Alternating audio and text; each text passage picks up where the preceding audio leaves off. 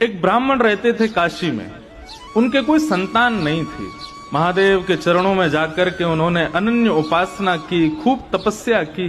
उनके भाव से प्रसन्न होकर के महादेव प्रकट हो गए और प्रकट होकर के बोले, विप्रदेव वर मांगो, क्या चाहिए? बोले, महाराज कुछ नहीं चाहिए, केवल गृहस्थ आश्रम में एक ही वस्तु की अभिलाषा होती है कि एक संतान घर में हो। मैं आपकी नगरी में रहता हूं, नित्य आपका सेवा करता हूं। मैंने वेद आदि कर्मकांड आदि इन नियमों को भी इसलिए सीखा था कि आपकी अर्चना कर सकूं।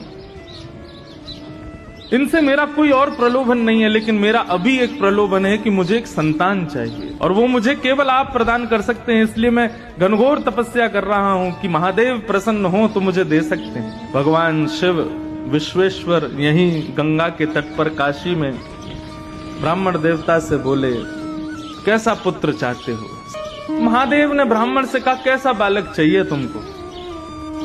कुपुत्र चाहिए कि सुपुत्र चाहिए? ब्राह्मण ने कहा, दोनों की डेफिनेशन बताओ, कुपुत्र किसे कहते हैं, सुपुत्र किसे कहते हैं? बोले, कुपुत्र जो बहुत दुख दे और सुपुत्र जो बहुत सुख दे। ब्राह्मण देवता बोला, फिर तो सुपुत्र ही चाहिए हमको, दुख देने वाला बालक क्यों मांगेंगे? महादेव विश्वेश्वर कहने लगे, लेकिन एक नियम लागू होगा। क्या? कुपुत्र मांगोगे तो उसकी आयु बड़ी लंबी होगी, लेकिन सुपुत्र मांगोगे तो वो बहुत जल्दी मर जाएगा, 5 साल की आयु रहेगी बस उसकी। तो बोला, ये तो आप गेम खेल गए मेरे साथ।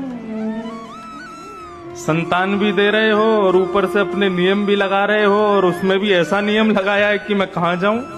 अगर पुत्र मांगूं लंबी आयु वाला तो वो दुख देगा, तो ऐसे पुत्र का फायदा क्या? और सुपुत्र मांगूं तो फिर 5 साल के लिए ही मिलेगा। ये तो महादेव आपने मेरे को फंसा दिया, उलझा दिया मेरी बातों में। महादेव बोले, समय नहीं है, अन्नपूर्णा बुला रही है, जल्दी करो। तो बोले, प्रभु लंबे दुख से अच्छा तो क्षण भर का सुख है, तो आप कृपा करो सुपुत्र बालक दो। मैं ठीक है 5 साल ही सही, उस सुख तो पाऊंगा। विश्वेश्वर ने आशीर्वाद दिया और इसी काशी की नगरी में उस विप्र देवता के यहां एक तेजस्वी ओजस्वी, बिल्कुल भगवान शिव कैसे हैं, ब्राह्मण देवता के बालक हुए। अब ज्यों-ज्यों बालक बड़ा होता जावे, ब्राह्मण की चिंता बढ़ती जावे। बालक इतना सुंदर, शिव जैसा। शिव कैसे हैं?